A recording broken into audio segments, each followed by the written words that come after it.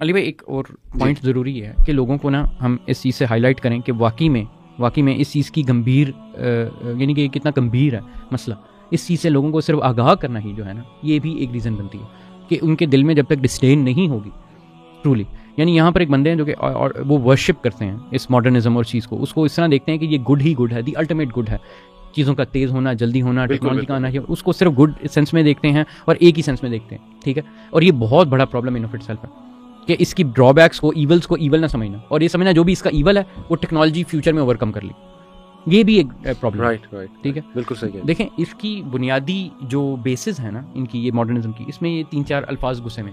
एक है constant change, अगर चेंज नहीं हो रही चीज़ें इसका मतलब ये बुरी बात है, ठीक है। यानी ये विर्चू चेंज होना, बार बार चीज़ों को जल्दी जल्दी चेंज होना, ये एक विर्चू वाली बात है, ठीक है। दूसरा मसला है चीज़ें स्पीड से होनी चाहिए, जो जितना स्पीड से काम करेगा, जो आगे निकल जाएगा, जो वो करेगा, यानी एक दूसरा विर्चू किसको कर दिया, स्पीड को एक विर्चू बना लिया। यानी इन चीज़ों को ना convenience and speed, these are virtues, these are morally good things. ये मॉडर्निज्म की एक बहुत बड़ी मसला जो लोग नहीं समझते ना, वो ये है कि एक मोरल फ्रेमवर्क है। इस्लाम का अच्छाई बुराई एक साइड पे है, मॉडर्निज्म की अच्छाई बुराई अलग है। Islam is about disciplining yourself, slowing things down, you know, giving yourself time. जैसे मैंने कहा इस्लाम का कि क्या चीज़ अच्छी है, क्या चीज़ बुरी है, वो एक पूरा फ्रेमवर्क है। मॉडर्निज्म का अच्छा क्या है और बुरा क्या, फ्रेमवर्क डिफरेंट है। और इसमें से जो अच्छा है ना, अच्छानेस, स्पीड का होना अच्छानेस, ठीक है। चेंज, हर चीज़ को बार बार चेंज होना अच्छा है, प्रोग्रेस हर चीज़ को, ये तुम जहाँ पर भी रुके हुए हो ठीक नहीं है। मतलब कोई बंदा लोग डिप्रेस्ड हैं कि मैं स्टैग्नेंट हूं, हाँ स्टैग्नेशन, मोनोटोनस है मेरी सारी लाइफ। देखें लोगों को विलिफाई किया जाता है इस चीज़ पे कि आपकी अगर जिंदगी कहीं रुकी हुई है या पेशेंस में, दुनिया कहाँ जा रही है और देखो आप तुम किधर बैठे हो, ये चीज जो है, ये सुस्ती अलग चीज है। हम सुस्ती की बात नहीं कर रहे, काहली, सुस्ती समथिंग बिल्कुल बिल्कुल। हम यहाँ पे बात कर रहे हैं कि people who want to keep their life simple, they are vilified. और इसमें एक और मामला एक्सपेरिमेंटेशन, एक्सपेरिमेंट करो चीज़ों को, और मतलब यानी रुको नहीं, एक्सपेरिमेंट। देखें इसमें ज़ाहिर बात है एक बैलेंस है, हर बंदा ये चीज़ें करता है, एक नेचुरल भी होता है, एक नेचुरल प्रोग्रेस होता है, लेकिन उसकी पेस में कोई मोरल प्रेशर नहीं होना चाहिए कि जब तक तुम ये नहीं करोगे, तब तक तुम नहीं सही नहीं हो, अच्छे नहीं हो, ठीक है। अब ये बहुत बड़ा फ़र्क है एंशिएंट पुरानी ट्रेडिशन में और मॉडर्न में। ट्रेडिशन में ये चीज़ें होती हैं, ये ज़रूरतन भी होती हैं, नीड के ज़रूरत भी होती है, और एक बंदा वैसे बोरियत होता है या उसके अंदर वो अपनी लाइफ में एक एक्साइटमेंट में एक चेंज लाता है, ठीक है। लेकिन यहाँ पर एक मोरल एलिमेंट है इसका कि ये जब तक बंदा चेंज नहीं करेगा वो अच्छा नहीं है, और जो बंदा चेंज नहीं कर रहा वो बुरा इंसान है।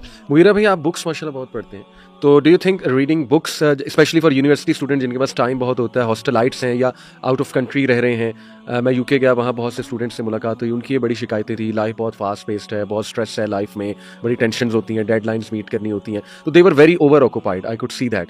फिर सोशल मीडिया एडिक्शन की भी उन्होंने शिकायत की। सो डू यू सजेस्ट कि एक इंसान जो है वो बुक रीडिंग करने लग जाए? I think that can slow things down. जी भाई, बुक रीडिंग बहुत इंपॉर्टेंट है, क्योंकि बुक रीडिंग में आपको पेशेंस रिक्वायर करती है। मैंने देखा है बुक रीडिंग का सबसे जो इंपॉर्टेंट एलिमेंट जो मुझे नजर आता है ना, जहाँ पे नॉलेज आपको मिलता भी है, मतलब कोई जरूरी नहीं कि आप वो वाली किताबें ही पढ़ रहे हैं जो आपके लिए बहुत ज़्यादा नॉलेज बेस्ड है। ऑब्वियसली आपको चाहिए कि आप ऐसी किताबें दें जिसमें आपको दीन का भी फायदा, दुनिया का भी फायदा, लेकिन रीडिंग इटसेल्फ वो अली भाई आपको पेशेंस दिखाती है। मैंने देखा है कि यानी you can not just, specially अगर आपको रीडिंग का शौक है तो आपको यानी यू हैव टू वेट, आपको 100, 200, 300, 400 पेजेस पढ़ने पड़ते हैं जाके। मेरा भी शौक, अगर शौक नहीं है और आपने वैसे करना है, कुछ लोग फिर कहेंगे नहीं यार एआई पे बुक समरी डालो आ जाएगी, तो बुक वही मैंने बताया ना कि पेशेंस, सिर्फ नॉलेज उधर से नहीं लेना इंपॉर्टेंट नहीं है ना, तो यानी पेशेंस भी, सब्र है इंसान।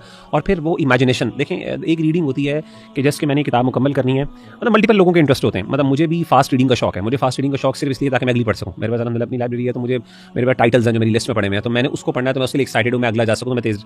तो कुछ लोग चेरिश करते हैं रीडिंग को इन अ सेंस कि वो ना इस पर गौर करते हैं, यानी पढ़ने के बाद उसके बाद दे टेक ए टाइम और फिर उनको ना अपने आइडियाज़ के साथ कनेक्ट करते हैं। अच्छा ये आइडिया कहाँ से कनेक्ट हो रहा है, वो जब इसको इंटरनलाइज करते हैं ना, वो चीज़ मैंने देखा है कि जितना इंसान उसको इंटरनलाइज करे पुरसुकून तरीके से, वो चीज़ें उतनी ज़्यादा रिटेंशन में भी रहती हैं। और जो जितनी, मेरा मसला ये है कि मैं चूँकि बहुत ज़्यादा रीडिंग करता हूँ, तो मेरे लिए एक रिटेंशन एक बहुत बड़ी प्रॉब्लम है।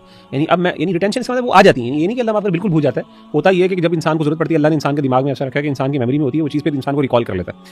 लेकिन ना मैंने अब उसके लिए मुझे मैकेनिज्म, मतलब the way I should cherish this reading मैं नहीं कर पाता। शायद मेरा काम भी है, चूँकि मैंने रिसर्च करनी है, मुझे अपनी बुक्स यानी मेरे लेक्चर्स प्रिपेयर करने होते हैं, तो वहाँ पे मैं रीडिंग को एक शौक से ज़्यादा काम समझ के भी मुझे करना पड़ता है, मतलब मेरी ज़रूर मजबूरी है।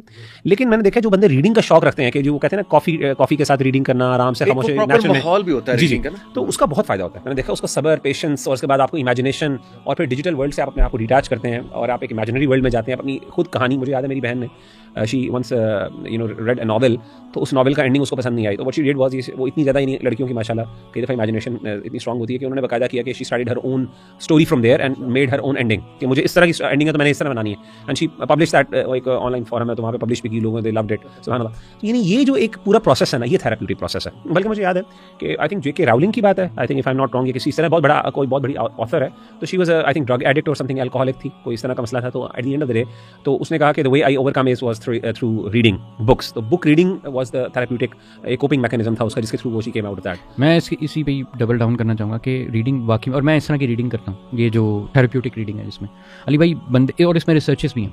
एक रिसर्च ये है कि फॉर एग्जांपल, और एक तो रिसेंट रिसर्च ये भी है कि एक बंदा जो जिसकी रिटेंशन है ना, जो आप बुक और फिजिकल, और हम याद रखें यहाँ फिजिकल बुक्स की बात कर रहे हैं, ये मैं क्लियर करना चाहूँ। लोग बुक्स रीडिंग पे आके वो कहते हैं जो हमने PDF पे पढ़ लिया या फिर जो हमने उसमें किंडल PDF ये बाकी सारी चीज़ें जो है ना, they are not the same as actual physical page reading.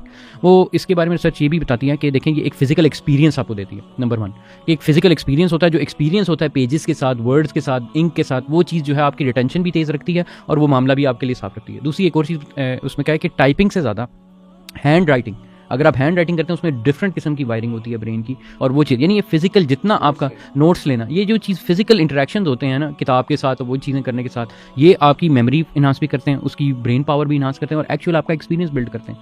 दूसरा ये पेशेंस, ठीक है, जैसा कि मुगीरा भाई ने कहा। तीसरा ये कि आप बाकायदा जब वेट करते हैं, आपको वो टाइम लगता है, तो फिर वो वाकई में ये एक it's a very good solution कि आप ये चीज़ें छोड़ के उस बुक की तरफ आएँ।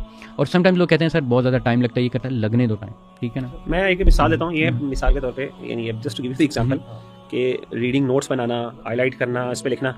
सो this is my for example recently किताब मैंने मुकम्मल की है, तो इस पे देखें, इसमें मैंने अपने नोट्स बनाए हैं, हाईलाइट्स भी किए हैं। तो यानी इसको अच्छा खासा मेस करना, मुझे मेस ही करना बड़ा अच्छा मेरा भी मुगीरा भाई आपसे आप दोनों से अपना एक्सपीरियंस शेयर करता हूँ। मेरा जो बेस्ट टाइम गुजरा ना, जो मुझे याद है, which is very fresh in my mind still, जब मुझे नींद भी बहुत अच्छी आती थी, कॉग्निटिव एबिलिटीज़ भी बहुत अच्छी काम करती थी और रिलेटिवली सुकून भी ज़्यादा था अल्हम्दुलिल्लाह, दैट वाज द टाइम जब मैं बुक रीडिंग बहुत ज़्यादा करता।